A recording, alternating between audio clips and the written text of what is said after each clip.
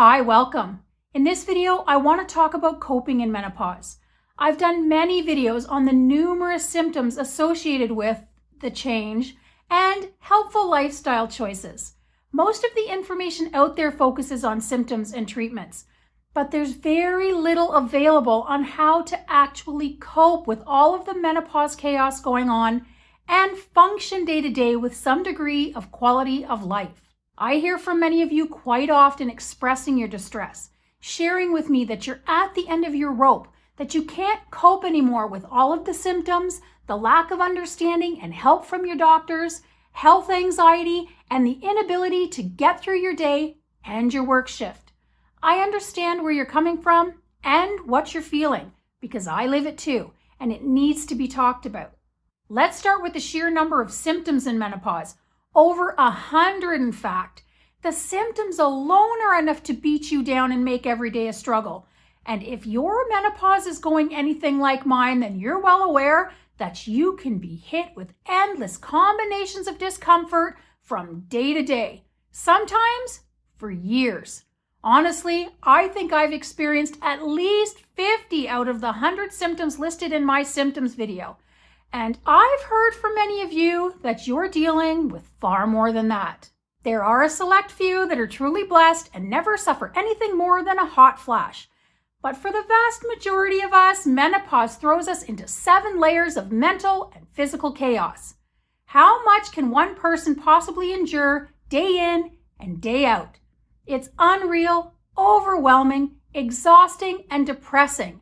Is it any wonder that many of us are having trouble managing? And if that weren't enough, it often sets off severe health anxiety, sending many women to various medical professionals that more often than not add to their inability to cope. Being told over and over that you're fine and there's nothing medically wrong with you is very common.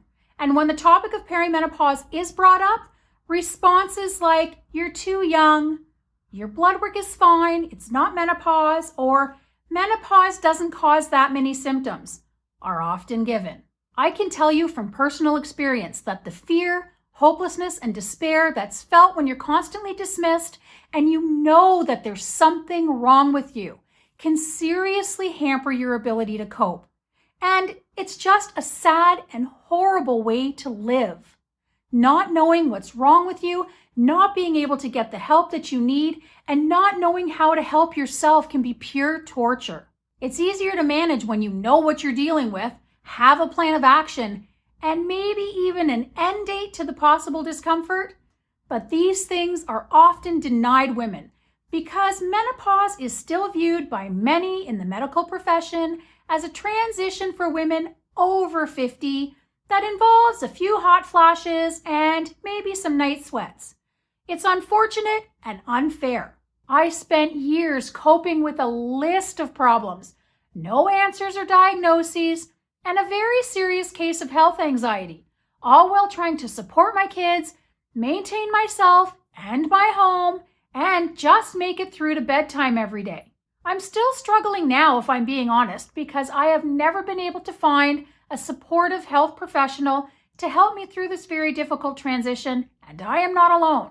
Many of you have shared similar stories with me. What I will say though is that although I continue to have symptoms and bad days, I am coping much better than I was a couple of years ago.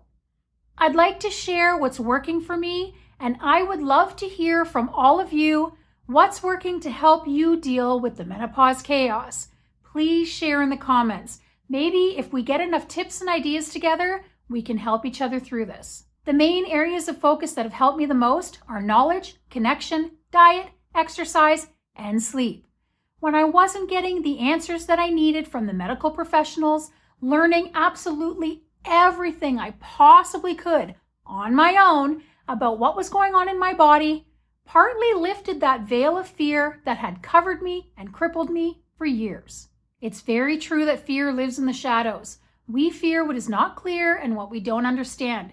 Shedding light on my issues helped me feel far less helpless and less hopeless. It didn't solve all of my problems, but it did help lift some of the anxiety and put me on a more positive path to searching for solutions. Part of that searching led me to a deeper understanding of the importance of diet and exercise in my life. Being mindful of what I'm putting into my body to fuel it and how I'm moving my body day to day makes a huge difference in my ability to cope. Sugar, caffeine, processed foods, gluten, and reactive foods are a big no-no for me. They quickly send me into a downward spiral mentally and physically. When I stick to a diet that helps me feel better, I cope better. The same thing applies to exercise. When I make sure to move my body in some way every single day, it helps to ease some of my aches and pains and clears up a little bit of the brain fog and helps getting through my day a whole lot easier. Connection has also made a big difference in my ability to deal with everything that's going on.